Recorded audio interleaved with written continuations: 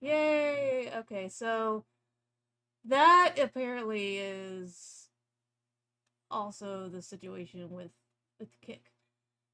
I probably need to go into Kick and I need to reauthorize,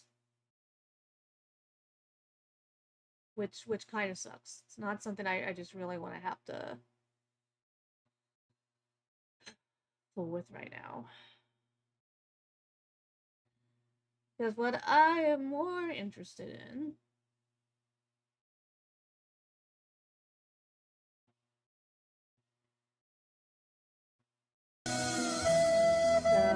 basically it's where we're at right now.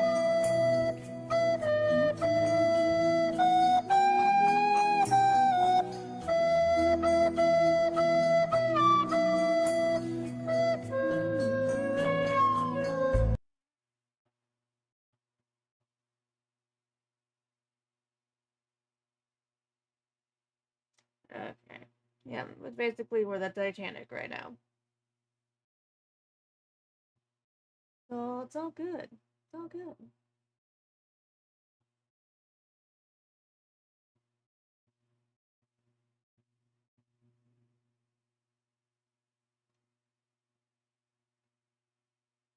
There may be a path to fixing it though. Let's see.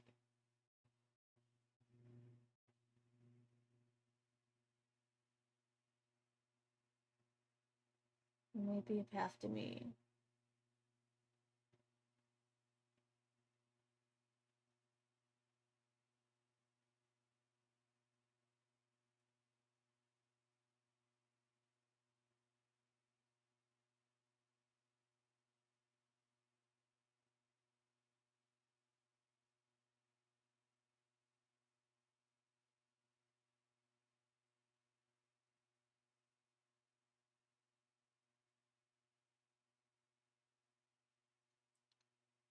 Oh fuck. Okay, let's go back to Rumble. No to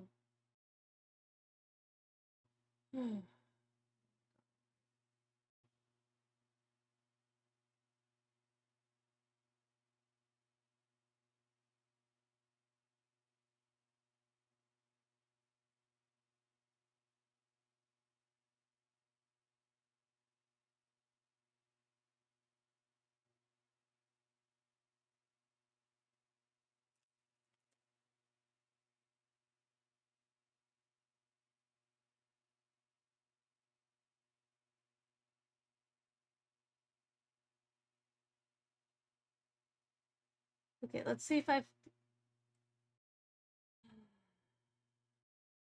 no, it's still giving me an error. So basically what I'll have to do is later I will have to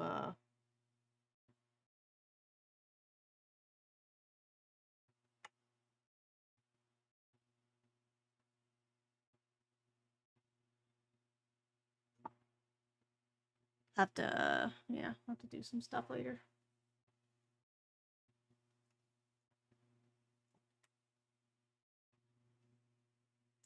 So that's just gonna have to suck for a little bit, but that's okay. Because all we really care about is what is going on with the quarter.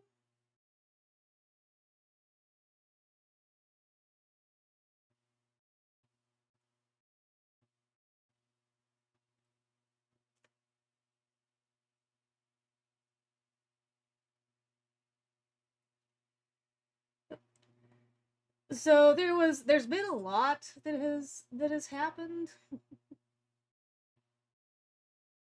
since just yesterday. It's kind of crazy, really.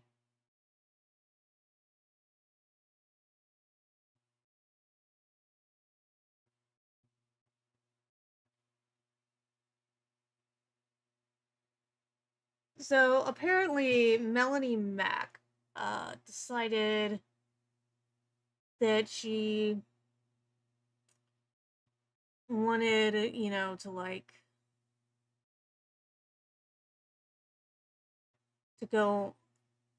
She didn't appear on the show that itself yet on Jeremy's show, And from what I'm understanding, the excuse is that um she was busy.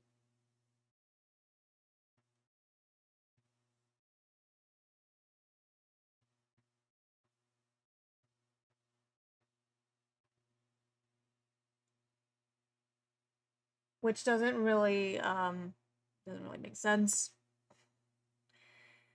But I also had somebody try to like tell me that she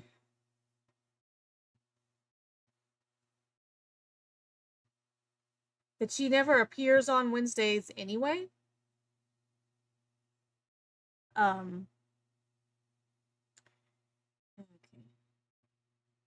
Someone on Twitch, Dumbo Jack, is asking me if I like Trump. Yes, I voted Trump twice actually. But today's stream is not specifically about Trump. It is about the quartering who is unfairly fighting people and the drama that goes along with it.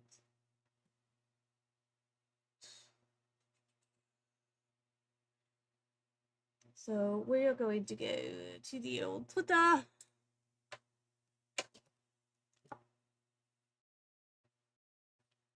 I'm going to pull up some of the stuff that I've seen about Christine Mayer here. Because apparently out of the blue apparently Melanie Mack did not show up on the quartering show. And so there's been all this crap just going on and stuff. And pretty sure it hasn't been easy to deal with, because these things never are. But apparently a lot of people are insisting that normally she would have been on there. I've heard different things. I don't really know for sure what it is that she does, because I don't normally follow his show all that closely. Like, it's kind of one of those things. Who fucking cares about this dude sometimes, Because he's a dumbass. So whatever.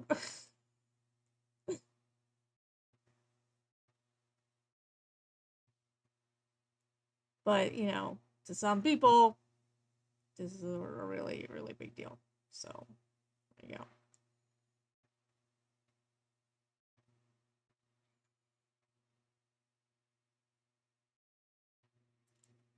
And, all kinds of shit that's not working right. Okay, here we go.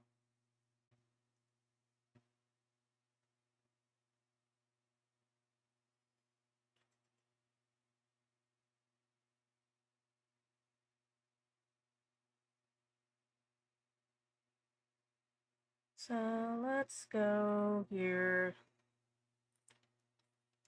to Worski. Because Worski, I know, will have the comments that I'm looking for.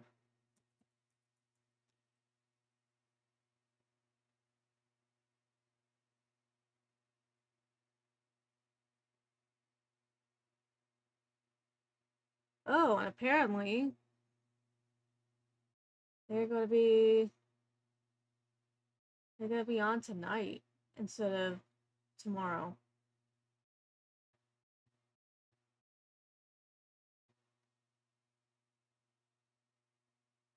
Some things he's here. So, why did you keep checking your phone and somehow didn't see Brittany X Venti messages? Sounds like you're lying. So, Brittany has been one of the people that's been like the big anti quartering and really going hard in the paint, so to speak, after him, right?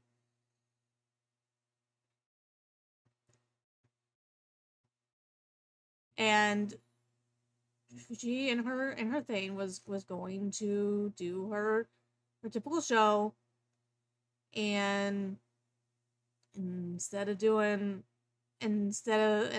she was supposedly going to allow Venti to come on, but everyone's trying to tell her she replied to your messages, and to tell her she replied to your messages, and but she replied to your messages to tell her, yeah, I'd like to come on, but Venti is trying to insist that she never replied to your messages to tell her, yeah, I'd like to come on, but Venti is trying to insist that she never replied to your messages to tell her, yeah, I. Okay, I think I was having some major echoing going on there. So Crispy Mare was the one hosting the show. Okay. And Whitney was apparently wanting to come on, but I guess the thing was that she was trying to act like she never saw it. So it's kind of been one of those things like who's really telling the truth here, who's really being an honest Abe and who's really lying.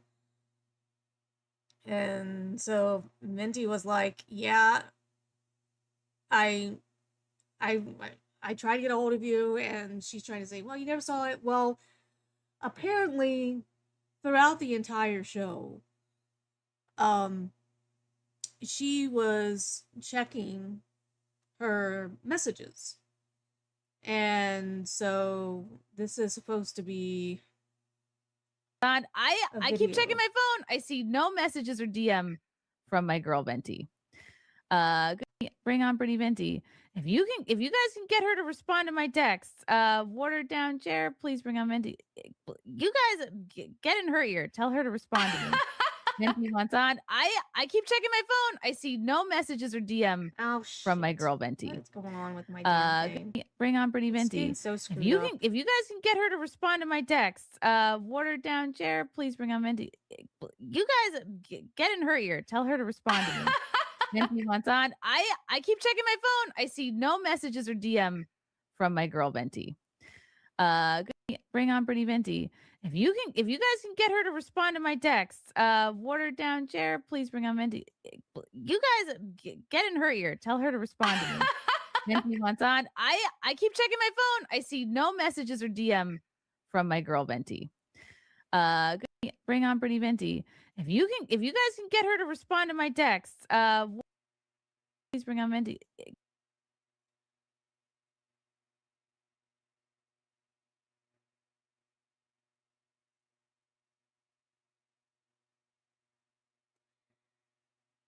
So people's, insistence here is that this was a lie, basically. She should have had plenty.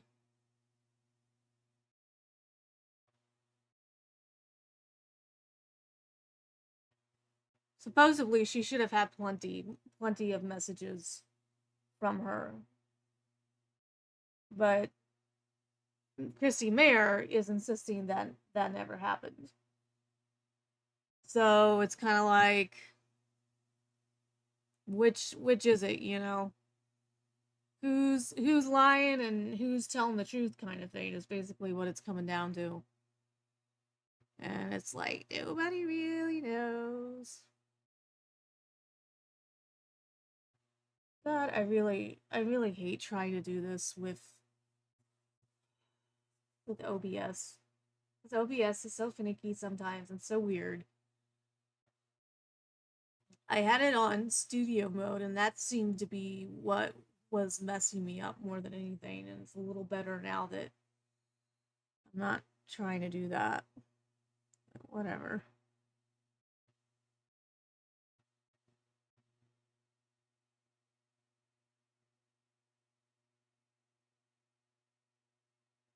What I really like is I'd like to get the green screen. Okay, I think I gotta go to filters.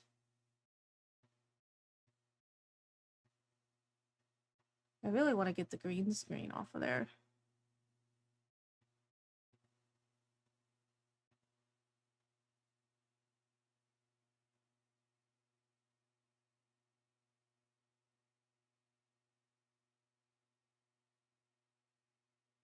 Yeah, let's see if it works. It's not, yeah, it's not taking it off. Fuck you.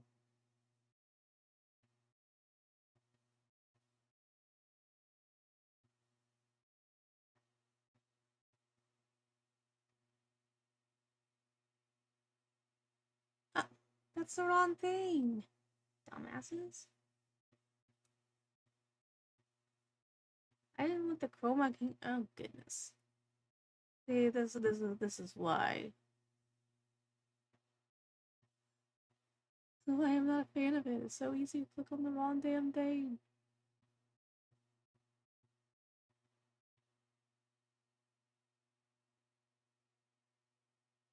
Okay. Yay! Now I don't feel like such an idiot.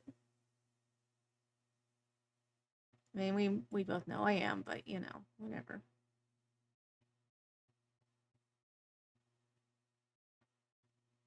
Much better. Much better. Woohoo! And it'll take a minute.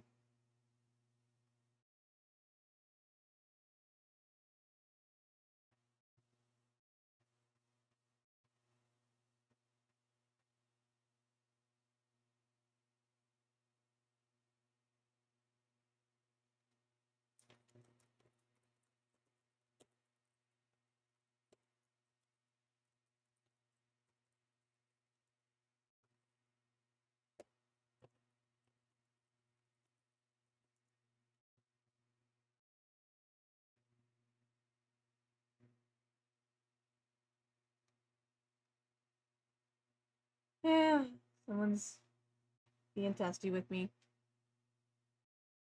Doesn't understand the point of this. So this was all the proof that you need, that everyone kind of needed, that she didn't show up. But here's the rest. Yeah. So Brittany was willing to come on the train to confront the shitbag Melanie Mac, and you refused. You're a fake conservative grifter. Brittany messaged me too late, but hopefully we can find a date soon for her to come and do an episode in studio. Hey, I don't think it's fair that I take the responsibility here. This makes me look like I'm trying to dodge it.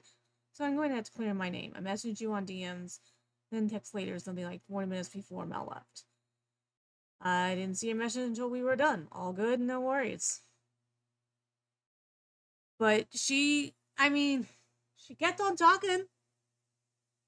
Like, you know, she was paying attention and she knew what she was doing. So, I don't know. You can kind of take that as you will. But for some reason, she didn't even show up.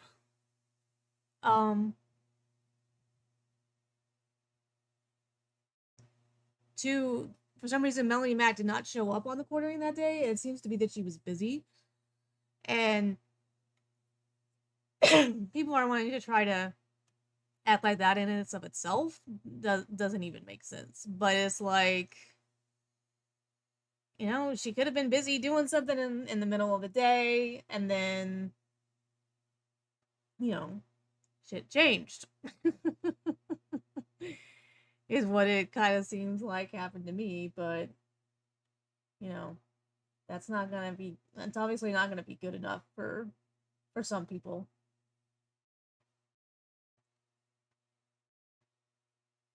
But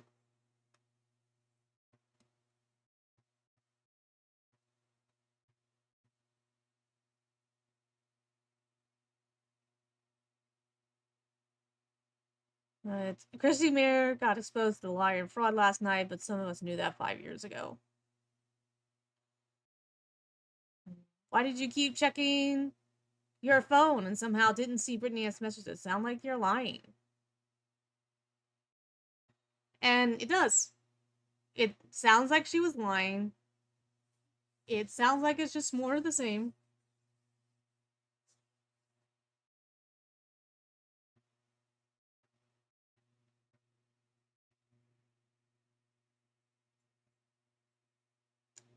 So, right. But after we had the Joon the King documentary drop on the quartering, we had another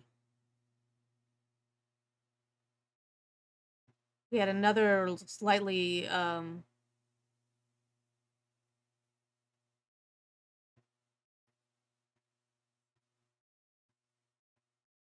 we had another video drop, and this one was not as long as Joon the King. Joon the King went a whopping like 3+ hours detailing everything about the quarterings drama.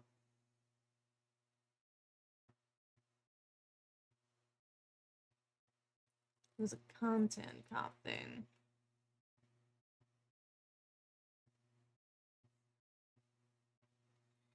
And I kind of liked this because it was much more simple and to the point. It's only an hour.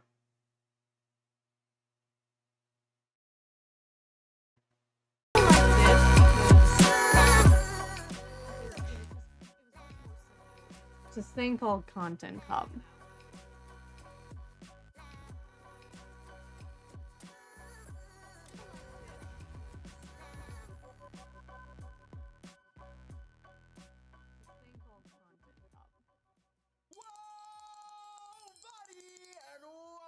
To another episode of Content Cop. Now don't be scared and hold your urine. Don't be pissing on the floor because we got a big case to crack. Today's theme on Content Cop is a topic I care a lot about. Free speech. And that's because today's suspect so many of these people want to claim to be free speech warriors. To play victim. He's very boring. He's also balding. That's right. He's Jeremy Hambley from the quartering. But it's like, are you really? Claim to be free speech warriors. To summarize Jeremy's content, well, at least the content. Oh, wait a second. I don't think you guys have sound. But it's like, are you really?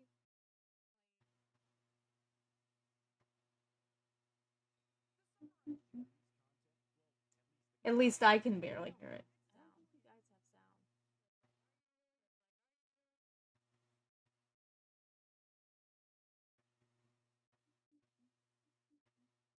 At least I can barely hear it. Reading an article about something being too woke or whatever, and that's about it. There isn't much he adds to it. He makes a bunch of these videos daily, all for some poor sap to stumble upon while looking for something topical online. Luckily for Jeremy, he was able to gain success from this boring dogshit content, and that alone warrants a content cop, but that isn't even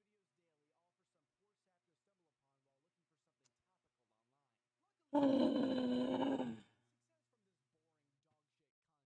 that alone warrants a content cop, but that isn't even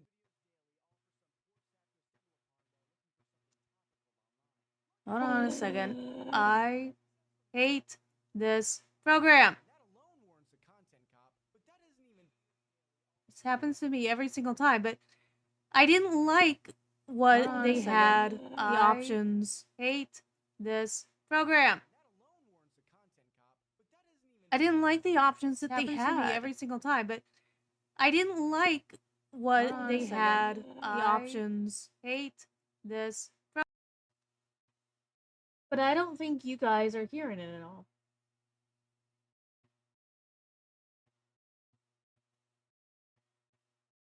Hold on a second, everyone. I gotta take care of something real quick.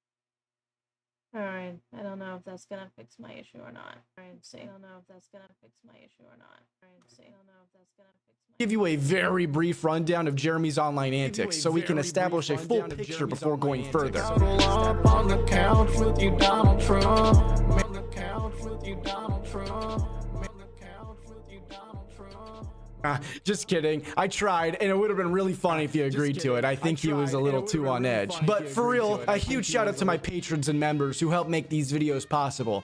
And of course, be sure to smash the cool buttons and follow the social medias. Speaking of social media accounts, Jeremy has had a lot of them. And that's a huge part of what makes this guy so pathetic. Simply put, Jeremy is practically a boat without a sail. A grifter in every sense of the word. He's a bad businessman who relies on his audience to save him from his own failures. Unlike Innuendo Studios, Jeremy's problem couldn't be solved by just making more content because, well, Jeremy is a slop factory who pumps out several unoriginal fucking videos per day. I know the words slop and grifter get thrown around and misused online all of the time, but if you want a perfect, almost extreme example of both, Jeremy Hambly is your guy. So let's run through his attempts at internet fame. Starting in 2007 with his first channel, Be Your Own IT. Now, Be Your Own IT was a channel where Jeremy made basic computer tutorials. You know, the type of thing that your great granddad looks up. So he's starting out with the same thing that the Joon the Keen had, but he's gotten there fucking lot sooner than what Joon the King did. So that was funny to me.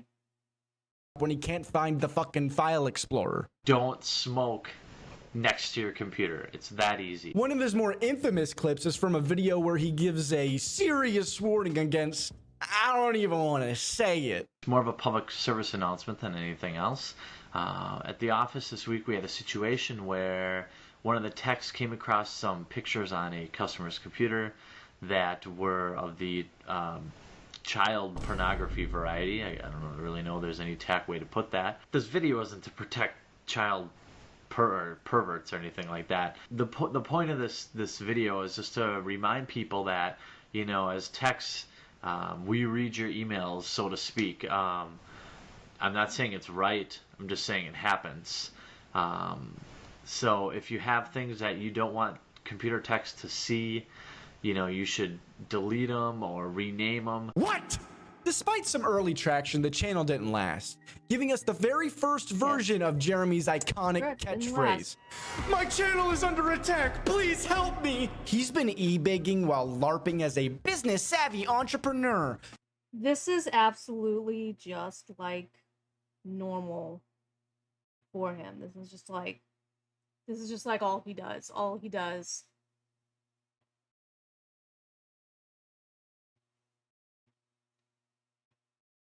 Is just shit.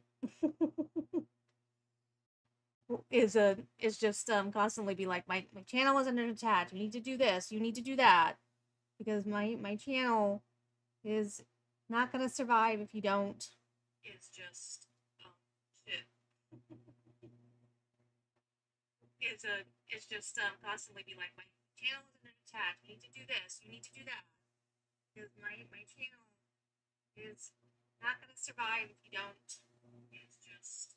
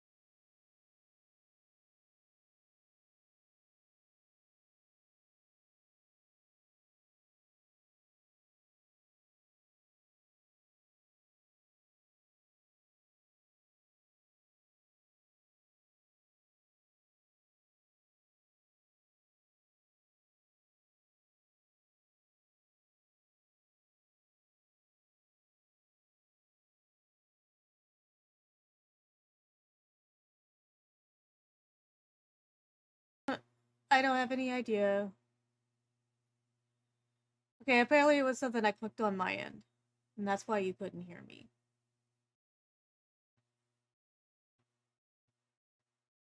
Maybe.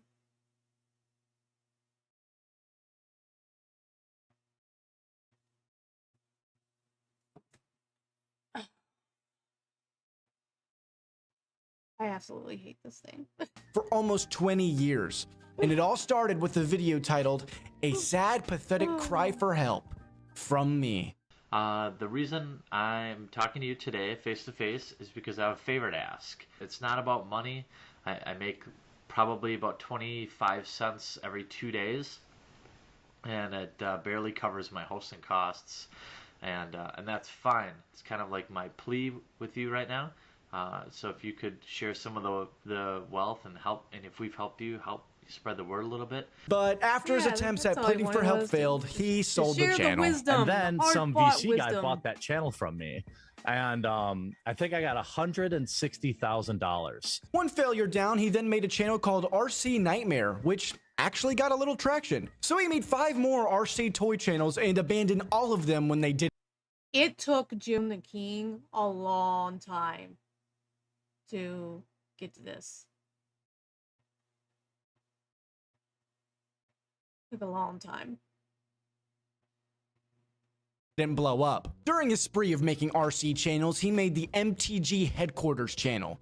Yep, no shocker, the guy who looks like this is into Magic the Gathering. Wow. This channel, now named Unsleeved Media, actually gained some traction and hasn't been abandoned by Jeremy, even if he's lucky to even crack 1,000 views these days. Speeding things up thanks to Unsleeved Media's success, Jeremy tried capitalizing by launching 5 more channels, most of them aimed at things for kids, and all of which eventually failed. That leaves us with his current channels, well, aside from Unsleeved Media and RC Nightmare. Because after Gamergate, Jeremy would make his most successful channel by far, The Quartering.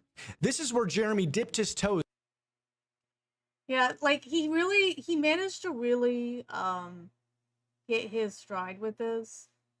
And this was a good thing if you didn't necessarily want to have to hear every minute detail of what was going on.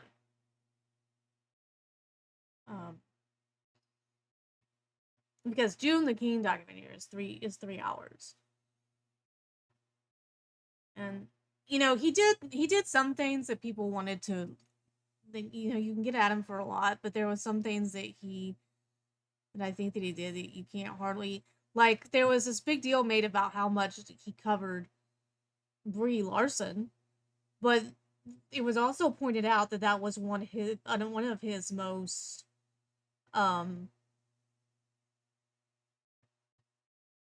excessive things.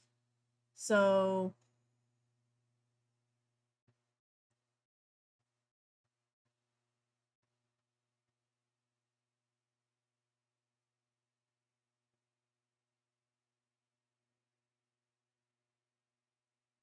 like, why not constantly cover her if it's going to be one of his most successful things? Like, that doesn't make sense. You know, he covered what ended up being the most successful. And I don't know that sometimes what made him successful is that he's known to sometimes upload 2 or 3 different things a day. And I don't know, I wonder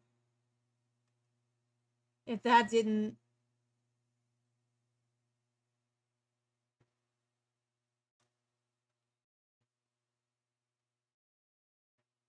have anything to do with his success, like the number of his output, it just kind of flooded the algorithm, maybe. So maybe that contributed to success. I don't know, because I don't get those kind of views. I'm lucky if I can even get through an entire thing without my not having technical difficulties, or having someone on Twitch just saying, "This is stupid. What is this about?" Because I don't have anybody that that knows anything about what's been going on with the quartering and how he flatted the Kino Casino and how that started all this. Was into politics, going from anti-SJW topics related to gaming / nerd culture to just right-wing politics. Oh, he also has a second channel for the quartering called Jeremy Hambly. He actually used to have a different second channel called Midwestly, which he deleted. Oh, and a third channel for his awful live show. Did you get all that?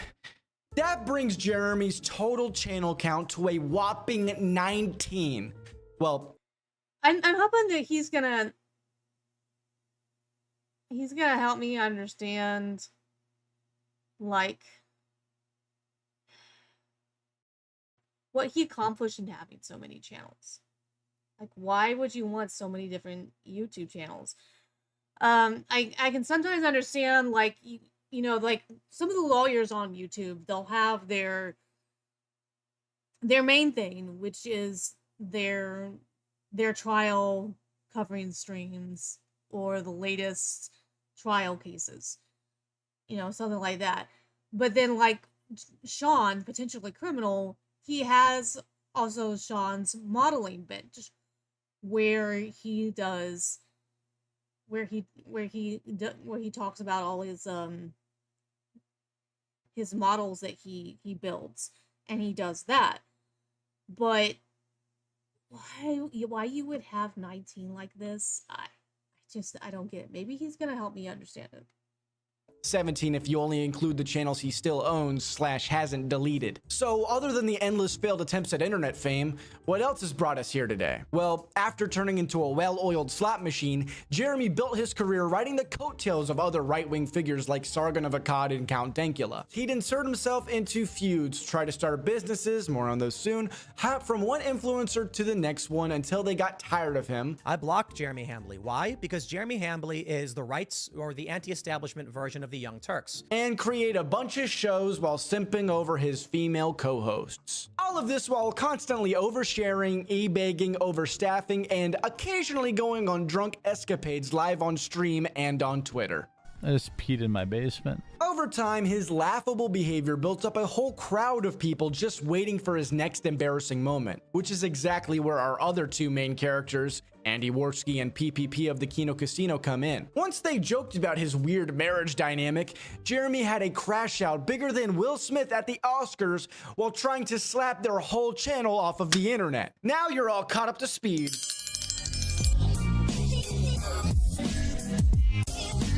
To start, let's take a look at some of Jeremy's stated principles and beliefs and see how it holds up to his behavior. Now, the quarter-pounder hamburglar describes himself as a principled family man and free speech warrior. The first video on the Quarterings channel describes his want to bring people together through polite discourse rather than arguments. Changing it to the quartering this weekend because it feels like everybody's like pulling everyone in every other direction. And what I want to do is kind of like reassemble the human body here through discourse rather than arguing. A mighty task, especially for modern political discourse, but he expertly navigates this through his videos like, "It's time to ban Indians! Best Buy bans whites! Walmart black fatigue goes nuclear!" And of course, "My channel is under attack, please fucking help me!" among others. I gotta say, for a married family man, he sure does tackle a lot of sexual topics involving women. He also lacks most of the family part of the whole family man thing. Jeremy has no children, unless he... Well, I feel like some of this was, trying to just attack feminism. A popular thing on any kind of right-wing media is to attack feminism. So that's what at least some of that was about with Jeremy. At least that's kind of my impression from what little bit I watch his show. Everything is feminism's fault. You know, that's why women shouldn't vote, blah, blah, blah, blah, blah. You know, all that shit. He means his parents, but that's not usually how the saying is used. Semantics aside, in my opinion, Jeremy is an unprincipled fucking coward who grifts to the right. Not only because that's where his political beliefs lie, but also because that's where he makes the most money. The best examples of him being a hypocrite come from his wishy-washy positions. Most notable for this video are his positions on free speech, which he seems to love unless that speech is criticizing or making fun of him. More on this later. Jeremy has also claimed to be against people leaking private DMs. And this is just my side of the conversation. I don't want to But guess leak what he DMs. does? Also, there's a code so you don't leak private messages without permission. True. No, I would never release the DMs except for to absolve myself of like a crime. He ends up leaking Asmongold's DMs, which don't even prove what he's claiming. Unless, of course, he's the one doing it. I don't think Yep. I've ever shared private DMs, Yes. but in this case, I'm making my very first exception, hopefully my last, because it goes I do remember directly when to he was supporting my online. position I don't know and if he debunking an still active is. narrative I don't know against if my mine's own still coverage. dating. Or, you know, it's Jack Daniels. Let's be real. He's probably drunk. All we know is that my channel's under attack. So this is what he leaked. Oh, he also really hates cancel culture. I don't like cancel culture, and I don't like to participate in it. Except, you know, when he needs to make an exception. Watching Mega become insufferable cancel trolls is disheartening. Well, the rules have changed. Or again, you know, when that Henny hits. Are you starting to notice a pattern? Jeremy also seems to have this principle where if you're being harassed or being sent death threats, you have to post proof of it. We have endured death threats. Not one single piece of evidence, by the way. But when it comes to death threats, Oh my God. I challenge you right now, Amandla Stenberg, okay? I will never cover the Acolyte again if you can show me a deluge of threats on your life. Oh, I have. They email death threats and they never provide any evidence. Again, unless you're Jeremy. Those are only a few examples for now. There are plenty more that will come up throughout this video, but my point is that if Ludwig is a jellyfish, Jeremy is the whole aquarium. That made more sense on paper. That wasn't very funny. Jeremy's content has always been very bad. He's not very original, he's pretty boring, and his videos always have this dog shit layout which looks like an OBS template for the average 2010 Twitch streamer. There isn't anything really special to it. Hell, anybody could be the next Quartering. In fact, while I was investigating inside MTG headquarters, I actually found an employee training tape. Damn, he's old. Thank you, valued employee, for your interest in creating content for the Quartering. This step-by-step guide will ensure you make the perfect video for the Quartering channel. Step 1. Wait for an article containing any sort of breaking news or anything topical. Something that can contribute to a go woke, go broke narrative is preferred. Step 2. Make sure your toys are stacked neatly behind you, like the man-child you are. Step 3. Look like shit? No need to shower. They can't smell you. But what about that messy, thinning hair? Just cover it up with a trucker cap. Nobody will be able to tell that you never leave the house. Step 4. Read that article while sounding like you're presenting a 5th grade essay. One take Timmy, no need to cut any stutters. Leave all that dead space and mush mouth in there. You think we have time for editing? Fuck no. We got 6 more of these babies to make today. Step 5. Plug your new white label business. Step 6. Make the most obnoxious thumbnail possible with your shitty store-bought branding all over it. Step Sister. Upload and repeat until you've met the quota. When you're all done, feel free to sit back, relax, and enjoy 2, 3, or 30 refreshing cold ones. That's just how we do it here at the Quartering. How was your weekend? The Quartering's content is easily replaceable, especially since Jeremy isn't a great talker. He sounds very dull and tired, he stutters a lot, and it could take a while for him to form an original thought. And they immediately went into, essentially, LOL. Why do liberals want to keep this tribe in a primitive state? Some science project, sorry. Don't patronize me, bitch. You're not sorry. If you were actually sorry, you would have done a second take. There's always, you just, the mark of lunacy is always these, there's more cameras on the scene than actual people. Like, that's the reality of this. There's more, there's more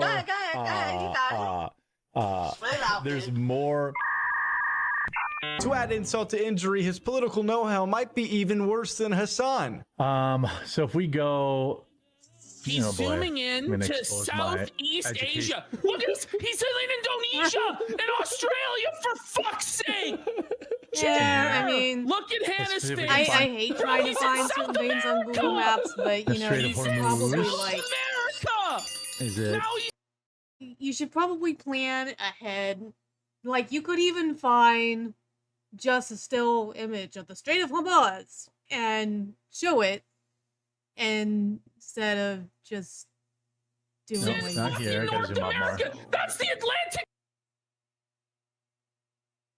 yeah, that would have Ocean. worked out better. I That's the Atlantic Ocean. You're in the wrong fucking hemisphere, you mongoloid. What's he looking for? What's the thing called? I couldn't. He's looking for Iran.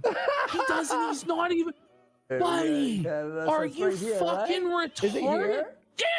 Andy had a better idea. At least Andy knows where the Middle East fucking is. Another thing the quartering will do is when his videos aren't doing very well, he'll just pay for ad space and put his videos in front of other more successful creators' videos. It's pretty pathetic. Jeremy's lack of originality also extends to his short form content, where he will say some shit and then play someone else's entire video without any added commentary or change. Cheating women never seem to like the consequences, and this is a perfect example. Check this out. This podcast has a seemingly endless supply of dumb women, and it's crazy to see. Check this out. There's a reason people think athletes are dumb. Lady, it's a mountain. Check this out. We've all had these days of work girl, before, but that's not an energy drink. So check this out. If this video doesn't make you want to play in traffic, I don't know what will. Let's peep this out.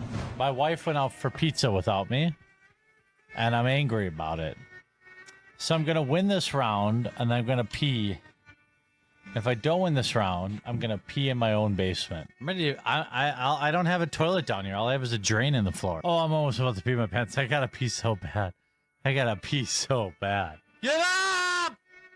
No! Oh my god.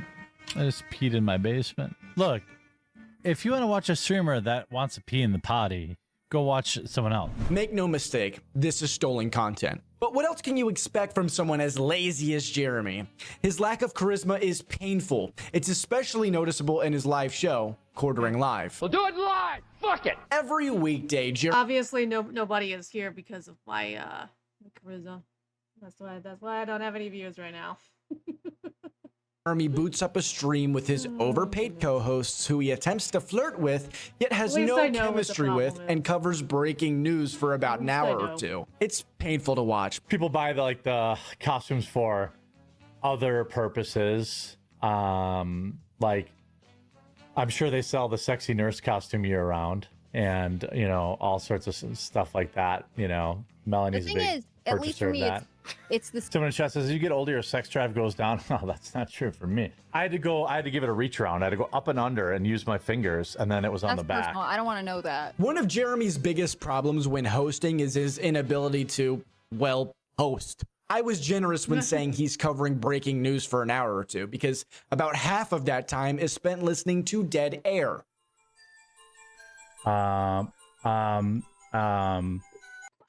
can't judge him for this because I spent several minutes trying to make sure, trying to just make sure that everyone could hear everything, and I was having a hard time figuring it out. So who am I to be like?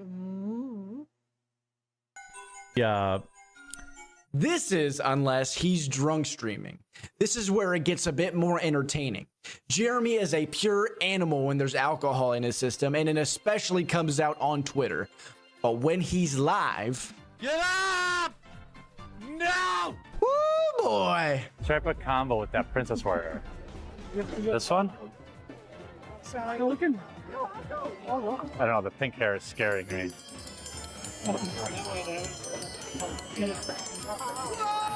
Oh, she's like 10. She's cute. Ew, she's pregnant. I showed you guys like a girl's whole butt. Yeah. This has been one of the biggest complaints about him. The gross things that he said. But he had people in his chat that were just as bad and had no issues with anything that he was saying. I'm here to watch the girls in the thumbnail. Nothing so far. Want to see a whip duel? That is a legit Sargon. Can you eat chicken? I don't think he was getting any. As far as I know, he was not getting any pushback on his stream for this, and he absolutely fucking should have been, like, full stop. But I don't think whoever he had in his chat that day was really giving him much pushback. There, now quit whining. This live content magnifies another one of the Quarter Pounder's biggest problems. He is very unlikable. Throughout every space he's tried to make content in, communities where he could have thrived, he ended up pissing people off and making a big ass of himself. But before he can ever finish a battle he starts, he loses the tough guy act and hides away like the big pussy that he is. Be a mama's boy and a teacher's pet, pimple face, ass wipe, looking like they just had a Jeremy loves to start unnecessary battles. Hell, it's the main reason we're here today. Truly, I think he just likes pretending to be a tough guy. He usually channels that through shit-talking people that his target right-wing audience already don't like. But when Jeremy gets that sweet, sweet drunk courage from his forbidden elixir, he just can't help himself. He's been doing this shit for years. His only IRL encounter with someone he talked shit on was with a guy named Matt Loader.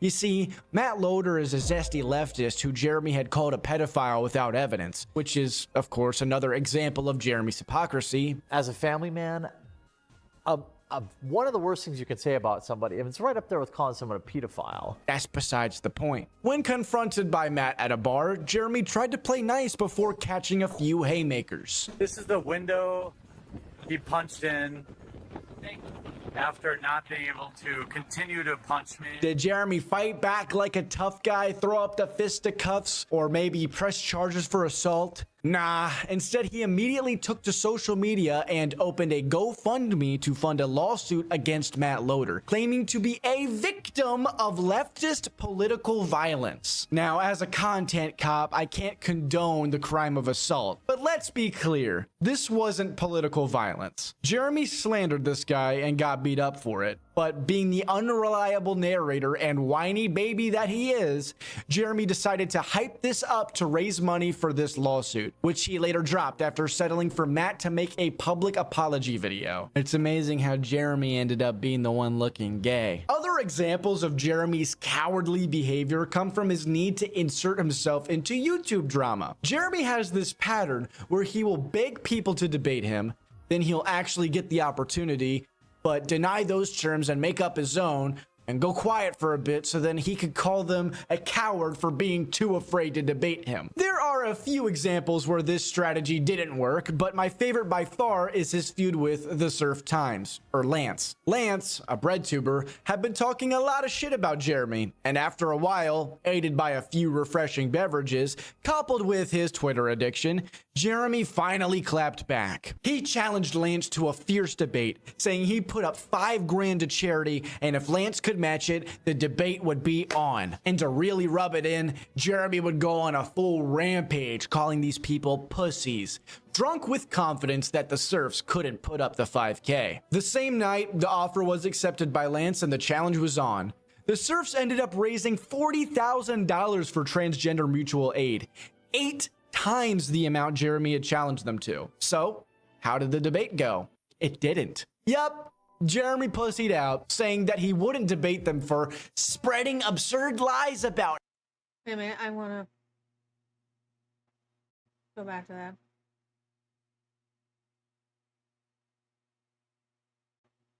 I had scheduled a debate with a harsh critic of mine. It doesn't stay on there long enough for me to Really rub it in, Jeremy would go on a full rampage, calling these people pussies, drunk with confidence that the Surfs couldn't put up the 5K. The same night, the offer was accepted by Lance and the challenge was on. The Surfs ended up raising $40,000 for transgender mutual aid, 8 times the amount Jeremy had challenged them to. So, how did the debate go? It didn't. Yup, Jeremy pussied out, saying that he wouldn't. I had scheduled a debate with a harsh critic of mine. In good faith, I agreed to speak to them for charity's sake. This week, they have taken to charity live stream and raised more money, spreading absurd lies about me and showing anything but good faith. I should have known. He always has a reason that is considered not good faith. He always he always manages to come up with an excuse to not do it.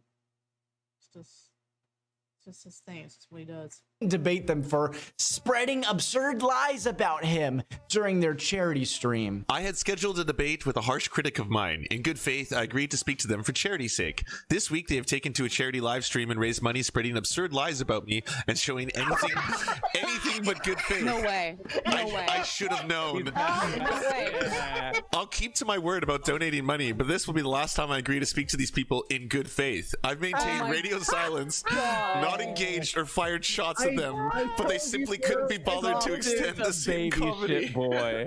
How is this real life? Is it? Oh my fucking god. It goes on. Moving forward, it's pretty hilarious how these folks consider themselves so full of virtue.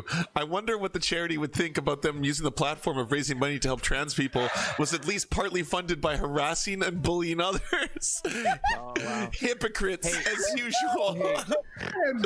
You had the worst of BreadTube correctly calling Jeremy an absolute joke of a man. What a fuck. Let's go back. I'm gonna read it.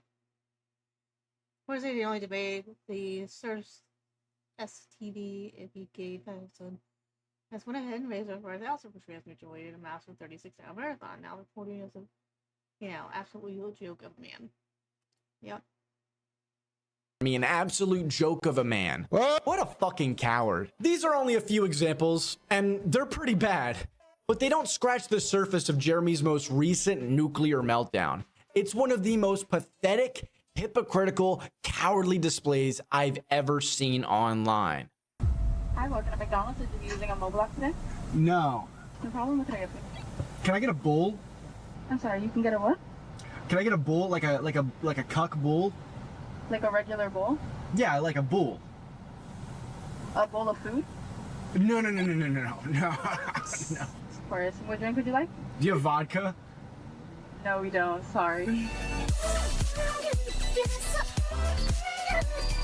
Now we get into what I believe a lot of you have been waiting for. Thanks to Jeremy's behavior, he's earned a following of people who gossip about and document his hypocrisy, he was able misdeeds, to get some of the highlights and get to the point so much quicker. He's getting a subscribe for this. I mean, I like Joon the King, but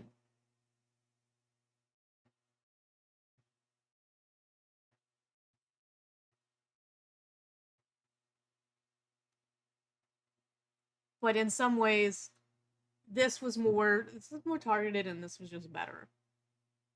Like, if you want a deep dive, I guess go to Joon. This is where two other creators come in. Ashton of the People's Populist Press, or PPP for short, and Andy Worski. These boys run a comedy/drama show called The Kino Casino and gained quite the following through their hilarious coverage of internet figures and lolcows like Darkside Phil, Ethan Ralph, and fucking iDubbbz. Anissa Jamha's husband, iDubbbz, otherwise known as Ian. That edit, and it was funny the way the edit was on her and then slide it over.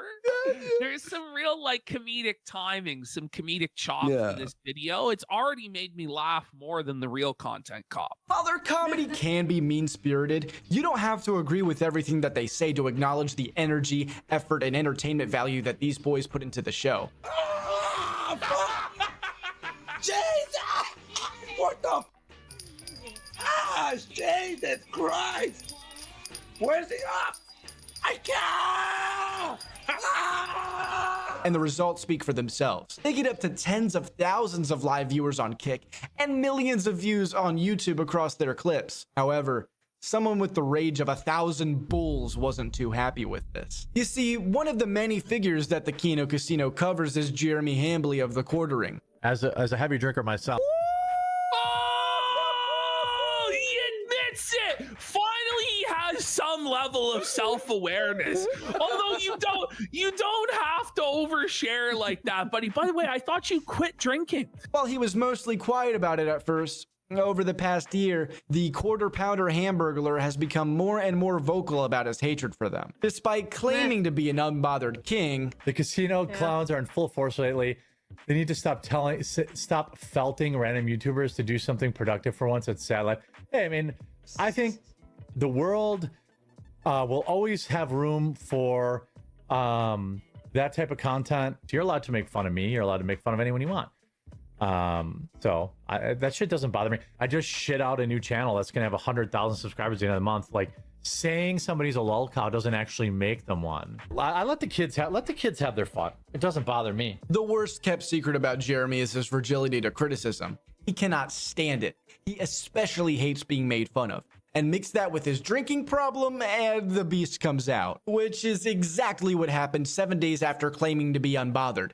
He likely had too much to drink and started acting tough again. Sure enough, he's asking to be on the show to confront them. What Jeremy didn't seem to understand is the more they ignore his requests, the more content they get out of him whining about it, which is exactly what happened. And by the way, if you're a casino fan, tell that pussy Andy Worski to have me on a show. He talks a lot of shit about me, but I've asked him to be on the show numerous times, and he's afraid to have me on. So if he's your hero, why don't you ask him to show you his DMs, where I've been asking him for months to come on and discuss all of his gripes with me, and he refuses to have me on. There's know so many people have so many online grudges. It's so fun. I don't give a shit. I think they provide a valuable service. You see, what really seemed to particularly piss Jeremy off was the Kino Casino's discussion of his bad financial decisions. And we'll touch on that a little later. Since Jeremy is always begging for money, it would be reasonable for anyone to assume that he's not great with his wallet. After a while, when Jeremy seemed to calm down, some information would surface about Jeremy's marriage and good friend. Now, don't let Jeremy fool you. His wife isn't some secret. She's made several appearances in Jeremy's content. He posts her a lot. She's on the fucking coffee website. And Jeremy likes to share a lot of embarrassing details about their marriage and his sexual fantasies. There's a guy at work who claimed that vegan vag didn't don't smell. talk about Well, my I can wife. tell you this. My wife has been a vegetarian. Don't talk about me, about my wife. And I was so I'm curious about one thing. He did end up streaming today, and I'm wanting to see who it was. Can't confirm. Miss Quartering is hot as fuck. Oh, Jeremy Guest has seen my wife. He's been to my home. Devil's Triangle? No, Jeremy Guest is. I don't know what the Devil's Triangle. What is that? It's basically you having a threesome with another man and your wife. Yeah. Oh, no other man. No. I'll fucking. It's too late. You just said yeah, and it sounds I'll fun. fuck And another that makes you gay. Yeah, I'll fuck another guy's wife. But...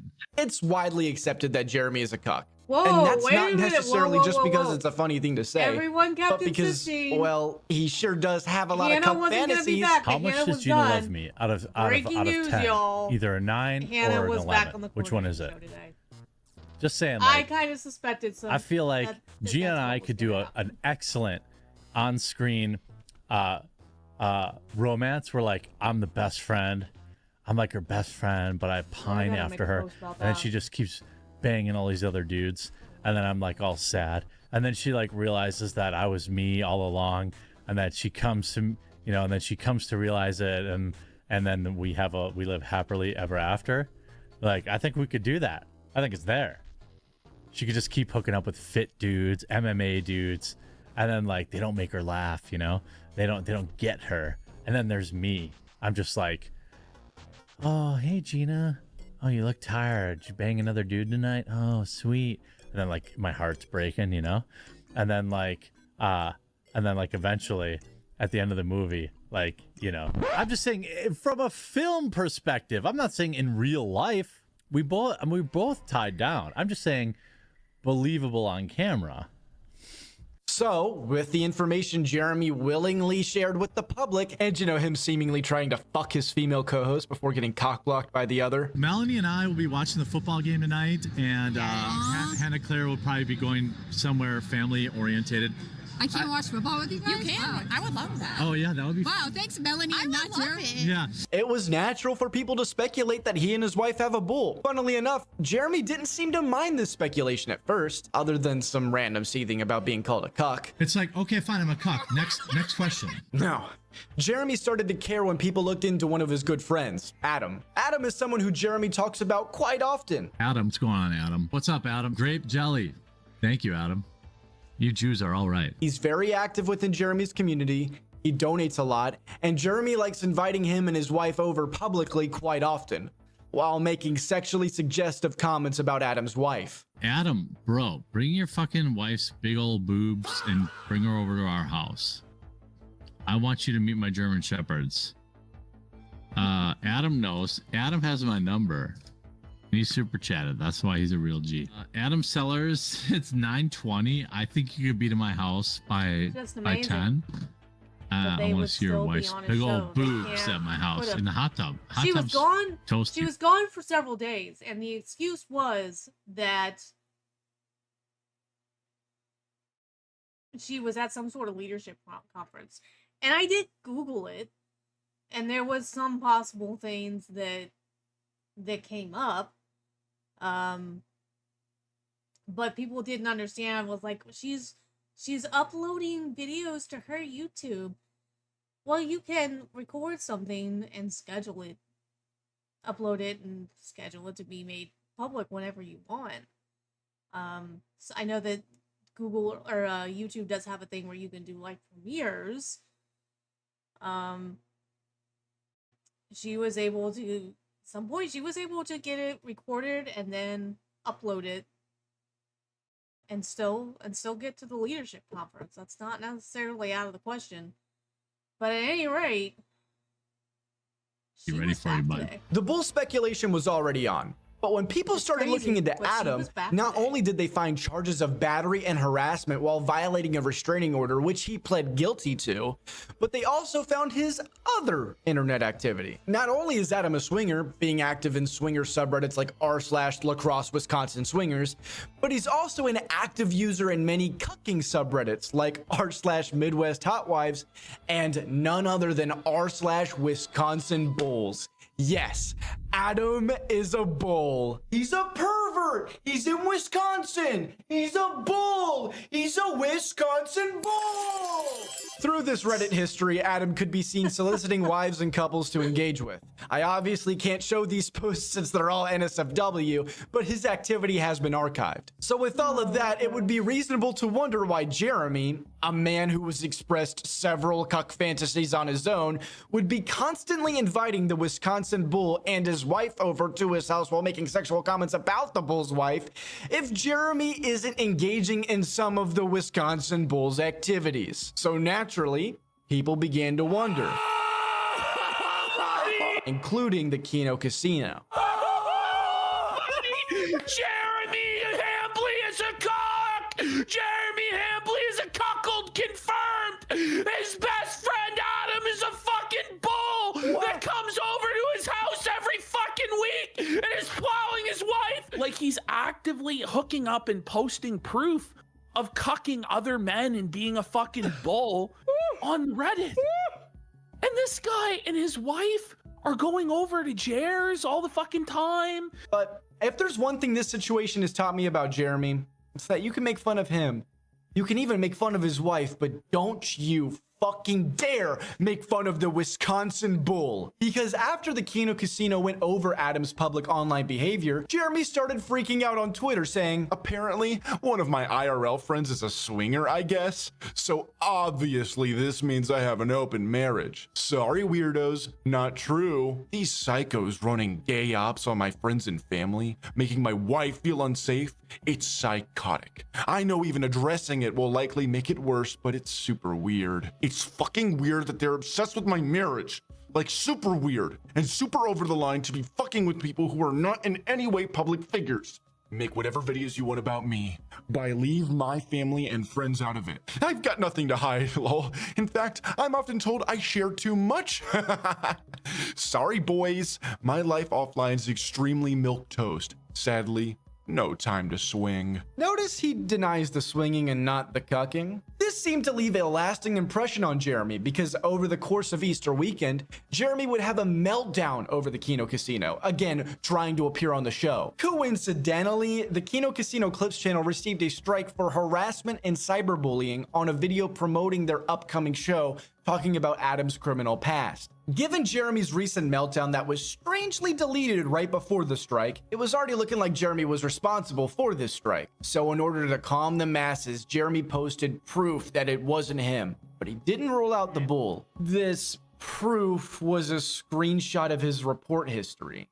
Well, that's fucking useless. Jeremy has like 17 different YouTube channels that we know of, and there's no telling how many more that we don't know of. Besides, Who's to say he didn't try another route? After this, Jeremy would make himself look even more guilty by spazzing out at everyone who claimed he did it on Twitter, saying it couldn't be him. Flagging videos about him would be a full-time job. Later that day, despite the fact Adam himself put his full name and picture on his public Twitter used to interact with Jeremy, and that Jeremy himself refers to the bull by name publicly in his content, Adam sent a privacy complaint on the Kino Casino's video about the situation. This was almost certainly Adam, because you need to use a photo ID to submit this claim, but there's no doubt in my mind that this was per Jeremy's request. So things were already looking bad for Jeremy. Thankfully, the Clips channel got the strike removed. Now maybe Jer can finally lay low and let the dust settle. At least for Easter. Buddy, our channel is under attack from a poop pants cuckold and his bull. On Easter, our free speech warrior drank a couple of fireballs and started thinking he was some mob boss. A nuclear meltdown ensued, starting with his response to PPP's tweet. You guys have spread disgusting, vile lies about my wife. You literally retweeted a Photoshop picture of her. I strongly dislike you, but would never dream of bringing your family into anything. I don't think it's crazy to expect two other grown men to understand that my wife, who is not an online person, to be left out of things. The more they push it, the more I want to become the villain they already accuse me of. If I actually wanted to get them banned, easy. I don't want to do that. If these clowns keep going after my friends and family just because they don't like me, totally fine. I will in fact take everything they have and never apologize for it. They're used to me a line.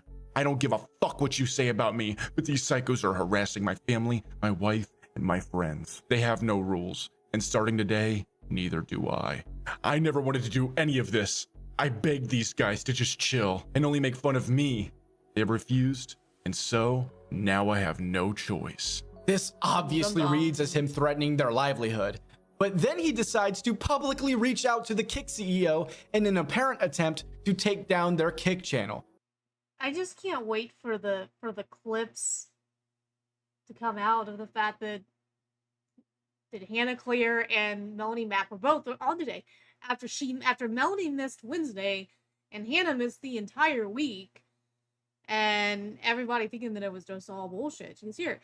So, you know, it's like people will try to sometimes make something out of absolutely nothing. And I think that this is a situation where they were trying to make something out of basically nothing. You know, they were trying to make something out of the fact that they weren't on the shows those days. And for whatever reason, they can't quit her. They can't quit him. They just can't for whatever reason.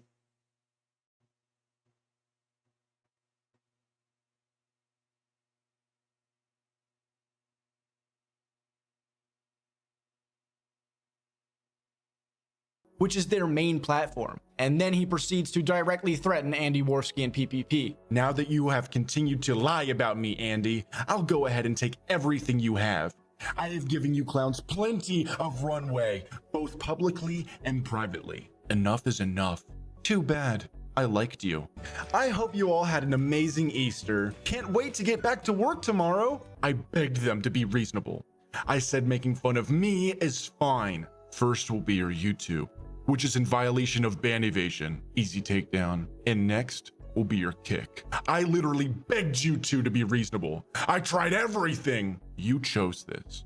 All I wanted was to let you guys dunk on me. All of this while privately messaging the fucking owner of Kiwi Farms, trying to blackmail Andy and PPP before promising that he would go Scorched Earth tomorrow at 12 CST. And those DMs with the owner of Kiwi Farms would obviously get leaked. It's insane. Taking down channels is something I've never wanted to do in 20 years. I honestly didn't know about my friend and his shit lol. Haven't talked to him since. I had no idea he was such a degen. My wife supports me absolutely, and their lies are literal fiction. She's the one that said to do it. I don't know why I'm even messaging you because I know you'll sell me out anyway. It's just the old internet in me. Eddie over at Kick already added me. And if I wanted to, I could take their channel. I really don't want to, but if my wife gets one more call or text message, I'll burn it all down and my viewers will support me. Josh, we can agree. I can take their Kick in YouTube, right? Like I have a non-paid YouTube rep.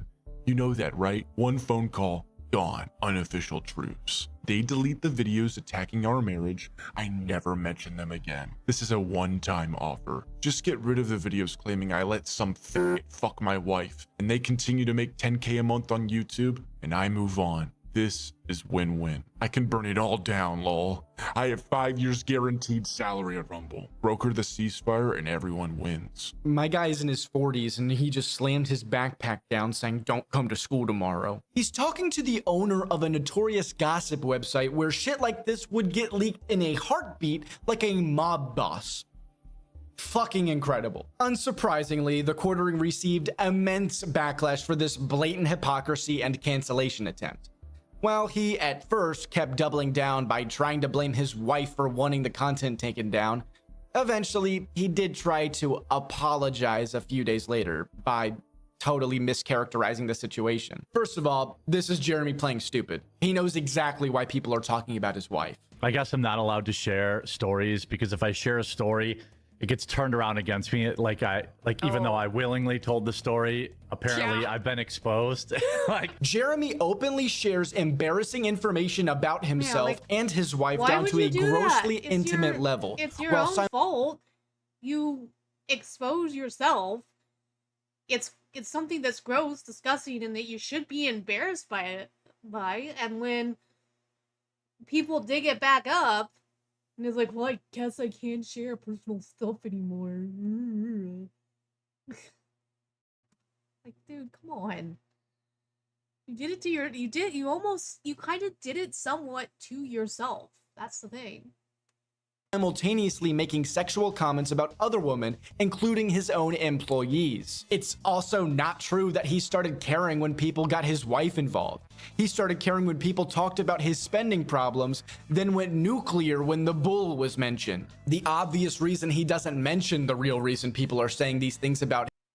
I guess he feels like mentioning the fact that there was a bull. I guess that's where he gets the idea that they were coming out after his wife. Mentioning that was embarrassing and insulting for his wife, I guess. I don't know. That's the only thing that I could think of. Him can be seen at the bottom of his tweet. He's not apologizing to anyone. He's making a damage control post to mask the situation from his audience. Also, this absolutely wasn't the last time he talked about the situation. Jeremy says that a lot, but it fucking never ends. The timing of this apology is very interesting considering what happened the next day. Maybe Jeremy knew what was coming and tried getting ahead of the backlash, or maybe he didn't get the response he wanted. Whatever the reason, Jeremy seemingly went through with his threat as the Kino Casino Clips channel. So the quartering has flagged the Kino Casino Clips channel under the guise of ban evasion, which nobody, including the owner of the channel, is ban evading. Team YouTube is an attack on us and a false flag on our channel. Everyone at Team YouTube to help spread this message. But for some reason, they still have not gotten their channel back, and this was on April 10th. So we're gonna be going on a fucking month. So basically what's gonna be happening here is, unless they take the proof that they have, they go to the courts, I don't see what's going to make YouTube reinstate their channel. But they've made it, Worski has made it clear that he has no intention of suing, so nothing's going to get resolved. They're just gonna milk this basically for all it's worth. And that'll be that. So was terminated from YouTube. It seems that their channel was taken down for ban evasion, which is interestingly exactly what the quartering falsely accused Worski and PPP of doing. So let's suspend any rationale for a second and pretend like Jeremy wasn't directly involved with the channel's wrongful termination. Without a doubt, it would still be his fault. He was openly accusing them of ban evasion to hundreds of thousands of people online during his online meltdown. And the 0.01% chance he wasn't directly behind the flagging, he's still to blame. And regardless, the whole ban evasion thing isn't true. To explain, let me quickly talk about the example many people point to when talking about ban evasion. DJ Killer Keemstar. The full story's a bit interesting if you're willing to take Keem's word for it, but I'll stick to what's verifiable. After Keemstar's original channel was banned, he would continue to attempt to make new channels that would be terminated for ban evasion. Because of this, a third party would operate the current Drama Alert channel so that Keemstar could still host the show without violating TOS. Many people already know this part of the story. What many people don't know is that Keemstar has been banned from YouTube for many years at this point. That's right, Keemstar can now own as many channels as he wants now, which he does. I explain this because Andy Worski and PPP don't even own the Kino Casino Clips channel, nor were they taking any profit from it. Their editor was making his living by running that channel. On top of that, Andy Worski's old channel had been unbanned from YouTube for a while. There wasn't even a need for the loophole. So this claim of ban evasion is total nonsense and a big no-no in the creator sphere. He's criticized people for doing the exact same thing he's been doing. This is hypocrisy at what can only be described as a legendary level. That sadly, these deplatforming campaigns work. And since he wants to LARP as a Christian now, I wonder if he's ever read the verse in Galatians that says a man reaps what he sows. Because since he wants to act like a TOS Nazi all of a sudden by claiming the Kino Casino was ban evading, let's remember what happened to Jeremy's first channel. And then some VC guy bought that channel from me, and then I started a channel about RC cars and I sold that. Uh-oh, Jer Bear, that's against YouTube TOS, buddy. And hold the phone, it's a bannable offense. See the game you're playing, Jeremy? You start a war of sniffing for anything you can twist and to justify taking a critic down, and they'll do the same thing to you. That's a part of why it's such a no-no anti-free speech thing to do. With that said, don't go flagging Jeremy's channel. My intention there was to point out the guy's hypocrisy, not terminate all billion of his accounts. Shortly after the termination, Jeremy seemingly gloated about it on Twitter by posting his casino-themed card, meanwhile hiding replies commenting on his flagging.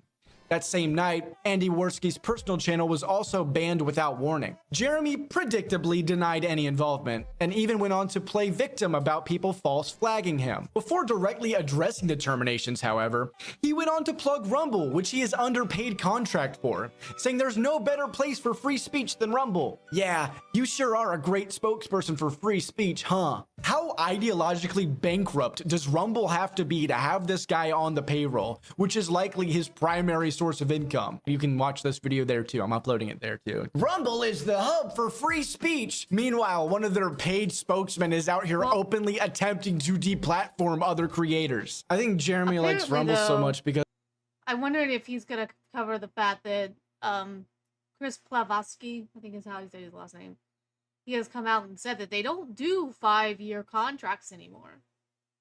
So it reminds him of the sounds made between the bull and his wife. Jeremy's official last time for real this time I swear response to this was to whine and claim that nobody was interested in the truth, then post worthless evidence again by posting one of his channel's report history. Side note, not only is this evidence worthless because again he owns an insane amount of channels, but also because when he was threatening to take them down in the DMs with the fucking owner of Kiwi Farms, he claimed he could easily do it through his YouTube rep. While ignoring this fact, Jeremy tries to claim victory while claiming his critics will move the goalpost and refuse to apologize. My favorite quarteringism that's on full display in this tweet is the bit where he goes, "I expected it from some of them, but it was pretty disappointing to see from others." Like anyone gives a fuck what this stinky sack of shit thinks of them. He always says stuff like this as if he was some widely respected voice online, and I find it hilarious. After being pressed about the fact that he's got dozens of channels, he posted the report history of 2 other channels that he owns. Unfortunately, this evidence is still worthless because this only accounts for less than 20% of his YouTube channels. Plus, those are only the channels we know of. If he's got fucking 17 public channels, imagine how many burners this dude has. The quartering rivals Shoe Nice when it comes to channels. At a certain point, he couldn't take people pressing him on it, so he just started blocking people, including me. Jeremy then tries to pull a concern troll and sends his hopes that they get their channel back. As Jeremy continued his huge meltdown, someone with connections at YouTube was asked about the situation, and they estimated that the takedown was via an off-platform point of contact, as all the incoming user requests were denied by the automated system. During the situation, many of Jeremy's right-wing pals tried defending him. Some of them were likely uninformed creators trying to have another right-winger's back, while the others were just plain hypocritical. Regardless, it's pathetic. Fast forward to Jeremy's live stream, Oops, not that one. where he accidentally reveals his recent emails with YouTube thanking him for his report. This means the quartering verifiably lied about his flag history and lied again in response to claiming he was appealing an issue with one of his channels. Yeah, I'm sure the subject of an email about a monetization issue would be titled, "Thanks for your report to YouTube." It's my personal belief, given all the evidence, that not only did the quartering's fans try to flag down the Kino Casino, not only did Jeremy himself try flagging down their channel, but after that failed, he also called in a YouTube rep to finish the job. That's 3 charges, Big Jer. Turn around, put your hands behind your back for me. After all this, the quartering would continue to deny his censorship in the most pathetic ways possible.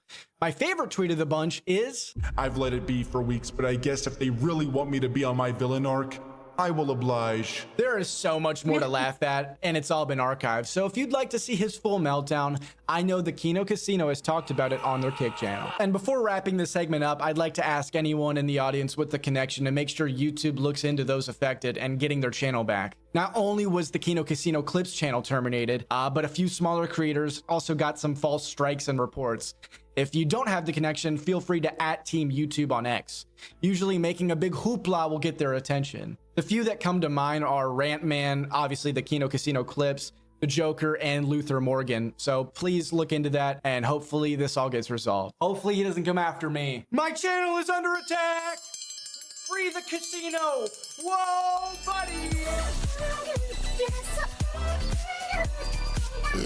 What are the oranges for? Before starting this chapter, I want to make it clear that I'm perfectly fine with YouTubers starting businesses, which can include selling products. You can make some drop shipping slop with your logo on it, or make a damn chocolate bar. I don't care. My only caveat is that you have to be honest about it. And when it comes to Jeremy's various attempts at being a businessman, I don't believe honesty holds up. One of his earliest business ventures was Jeremy's way of making his Magic the Gathering content more profitable through an app called Game Finder. This app was designed for Magic players to be able to find each other, making it easier to set up Magic games. Real nerd shit. In order to make this pitch come to life, Jeremy launched a crowdfunding campaign and raised an impressive $30,000, only to fail miserably. Why? Well, the app was quickly rendered useless through social media, and it was also poorly maintained. Game Finder's failure will hopefully serve as a valuable lesson for Jeremy's future endeavors. Hopefully, he can find a more robust business model and maybe build some trust before trying to crowdfund again. Let's see how he did with his first venture into business as the quartering, called Exclusively Games. He pitched it as a gaming forum / news site with reviews, videos, and articles written by actual journalists. Essentially an apolitical rival to sites like Kotaku and IGN. The idea on paper isn't bad, but how is a niche YouTuber in 2018 gonna afford that? He's not. You are. Again, Jeremy launched an Indiegogo campaign and raised around $160,000 for the Exclusively Games project, which is 32 times the amount he asked for. What an incredible success! Naturally, the site was quickly built and Exclusively Games came to fruition, becoming a gaming news giant, is what I would say if I was a liar. The project failed. The 2 fundamental problems with this website came down to promises Jeremy made when pitching the company. He promised no ads, meaning the site would be 100% fan-funded. That alone made Exclusively Games a failure waiting to happen.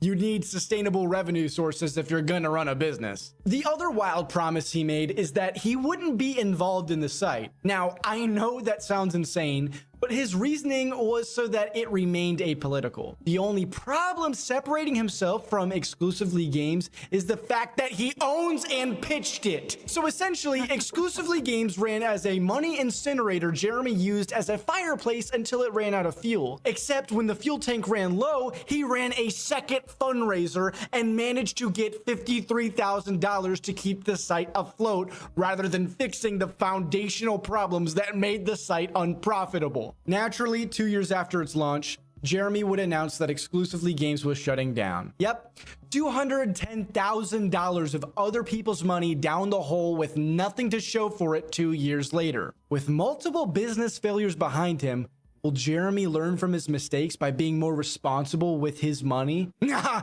this dude is up there with DSP when it comes to finances. No wonder he's afraid of Caleb Hammer. Enter the year of our Lord 2022, and Jeremy would start his newest and biggest business endeavor, coffee brand coffee. I've spent the better part of the last 5 years covering companies who have gotten woke and eventually gotten broke. Well, I've sat on the sidelines long enough, and I've decided that I was going to put my money where my mouth was and get into the game. Introducing coffee brand coffee. Yep, he started a coffee company to prove that not being woke alone is a successful business model that's definitely tried and true.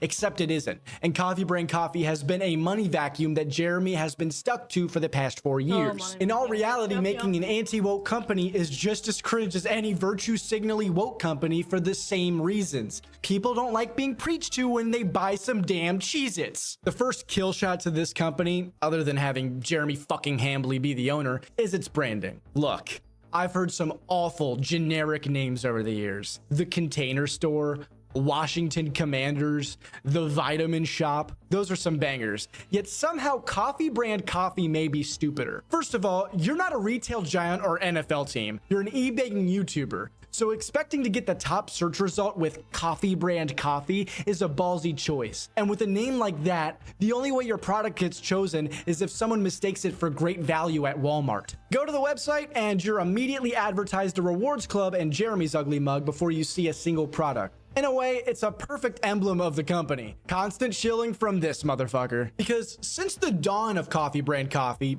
God, that name pisses me the fuck off, Jeremy hasn't stopped shilling it. And I'm not talking like a small call to action here and there like you'd normally see. I mean, it's everywhere. He incorporated it into his shitty OBS templates, made all sorts of videos begging for people to save the company, used the swatting of one of his friends to promote it, and of course, used the death of Charlie Kirk to encourage people to order a cup in his name. Promo code The Quartering, I think, still works, but this is my coffee company. So go ahead and order and try to Kirk's name if you want. Won't bother me none. I'll still fill your order. How powerful. I guess this is the cost of owning every aspect of your coffee company. Oh, that's right. So Jeremy swears on the integrity of his marriage that Coffee Brand Coffee is a legitimate coffee company that he bought, where the coffee is made in-house with his machinery, not some generic drop shipping shit like everyone else does. This is my coffee company, and this isn't some BS white label drop ship garbage that a lot of other people are selling. To prove this, he even made a video of his product being made, and for a while, a lot of people took his word for it. However, anyone who knows who Jeremy is probably smelled some shit in that cocoa and knew that this motherfucker was absolutely lying. He's been running cons since his start. No shit, it's a fucking scam. There's a big difference between what I do and what most everyone else does. I don't drop ship my coffee. Coffee Brand Coffee is actually a white label business that sold Mill Creek Coffee Supply at a higher price. We roast our own special blends. We hand flavor our beans. He doesn't roast shit. The company was formed at a Utah address 20 minutes away from Mill Creek Coffee Roasters, and Jeremy has been incessantly lying about it since day one to make a quick buck. But to me, this isn't even the biggest part of the scam. No, the biggest lie Jeremy founded the company on is it being anti-woke, because the owner of Mill Creek Coffee Roasters is a woke woman.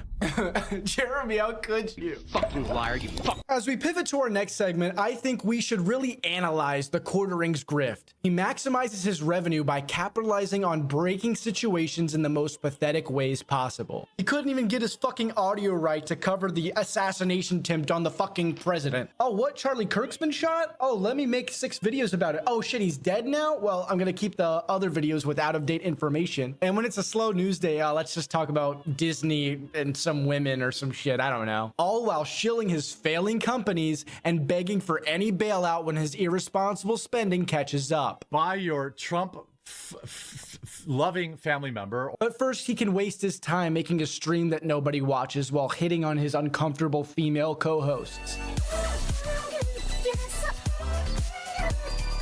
The Quartering is on the fast path of transitioning from a niche internet micro-celebrity into the lolcow of the year for 2026. Right now, he's still moderately successful online, but I predict it won't be lasting much longer, especially with that horrible views to watch time ratio. Holy shit. There are a few things I didn't touch on in this video, like his previous female co-host, the potential NDA, and more of the intricate details of his more lol-cow behavior, like the time he shit his pants. Where's the best place to shit in a Walmart? So I cut down the shoe aisle. Oh my God, a little came out. But some other creators like the Kino Casino have, so go enjoy their content. That'll pretty much do it for this season of Content Cop. We've had a lot of felonies this season, especially today, but I think the biggest charge against the Quartering is him being a fucking flat.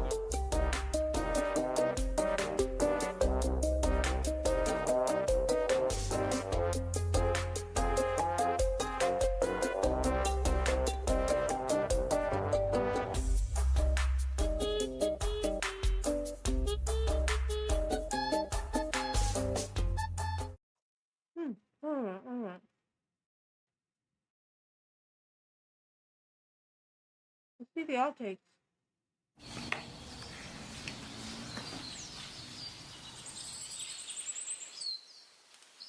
What we do here is go back. Let's see the outtakes. Co-hosts. The Quartering is on the fast path of transitioning from a niche internet micro-celebrity into the lol-cow of the year for 2026. Right now, he's still moderately successful online, but I predict it won't be lasting much longer, especially with that horrible views to watch time ratio. Holy shit. There are a few things I didn't touch on in this video, like his previous female co-host, the potential NDA, and more of the intricate details of his more lol-cow behavior, like the time he shit his pants. Where's the best place to shit in a Walmart? So I cut down the shoe aisle. Oh my God, a little came out. But some other creators like the Kino Casino have, so go enjoy their content. That'll pretty much do it for this season of Content Cop. We've had a lot of felonies this season, especially today, but I think the biggest charge against the Quartering is him being a fucking flat.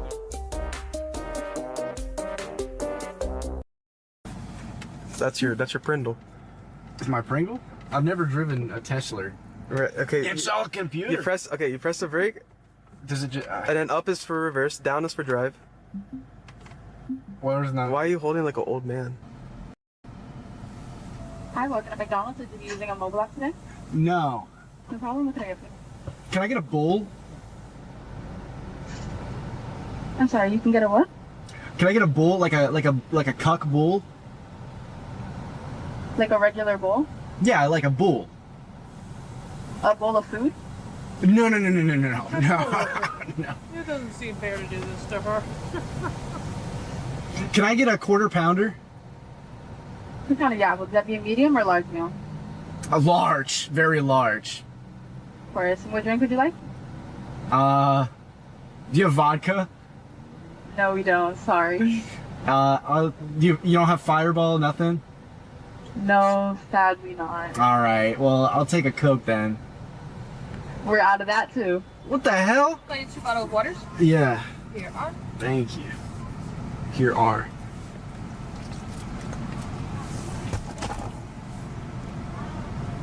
Cool. We have a minute left on quarter. It's good to order. We'll bring that out to you at number 1. Okay.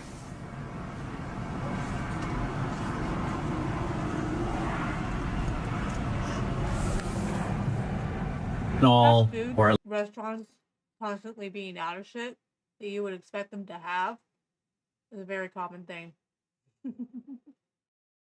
At least most of the AI slop. The problem is all of these channels that don't have a face on camera, or channels that even maybe appear to use. Is going to stop taxes for tips. Yeah. Thank you. It's called no tax You too. on tips. No tax on. That was like a month and a half ago. Yeah, and then she came out and said she's going to do it. And eliminate taxes on tips for service and hospitality workers. That bitch. Oh my god. Please tell me you've not actually poured out the water. What are you doing? You always trying to find a way to piss me off. And that's what I like about you. You don't. Why is it gay? It's autumn. It's all computer. This is liquid death, and the vehicle is not operating. Well, it is raining. It wasn't forecasted to rain until 2 hours from now, but God said Bobby, making mofongo. Please don't talk to me like that. La música buena. No. Please, hey, please don't talk to me like that. No. Hey, seriously, dude, don't talk to me. Me encanta Joe Biden. No. Me encanta Joe Biden. No. Joe Biden. Hey, don't talk to me like that. Sleepy Joe. Listen, you're gonna go back to the fucking construction site where you came from if you keep Oh my gosh. this shit up, okay? Pero me gustan los niños. You chill out with all that Estes. Okay? I said I like kids in Spanish. For the record, I don't like kids. And fuck you, man. And you think he's just having a normal day, but in reality, America has a fucking fentanyl crisis. Dude, is that Palm Beach Pete? And he's having a cig. That might be Palm Beach Pete. Dude, that might be Palm Beach Pete. Hey! Hey, guys! Woo! We're Charlie Car! We carry the flame! Fuck out! No talent! Who are you? Who are you? You presumptuous little piece of crap! Did nothing! Who are you? Who are you? In 1994, I walked Bob Dylan out on stage. Who are you? I'm a retard. You never seen it? A real artist respects the silence and serves a foundation of creativity. You look like you didn't You miserable, presumptuous pile of garbage. Stop, gay. How do you know, guys? What are you, gay? Why'd I get picked on?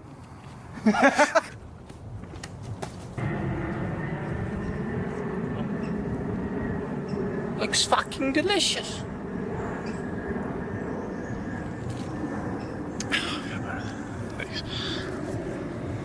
Appreciate. So, are you good? Yeah, okay. There's like a black trans disabled Santa in a wheelchair.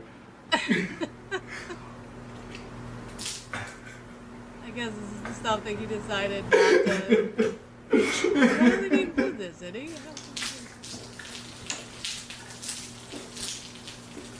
Oh, God, I gotta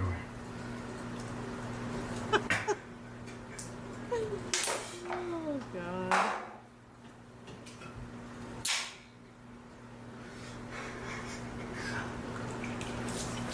I hope you like put a towel down.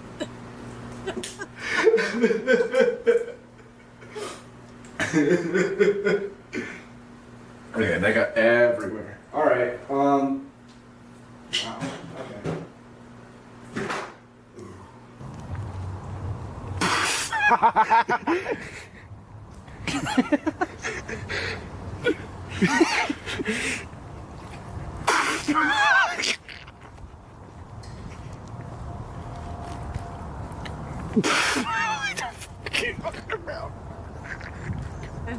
I think we've had enough.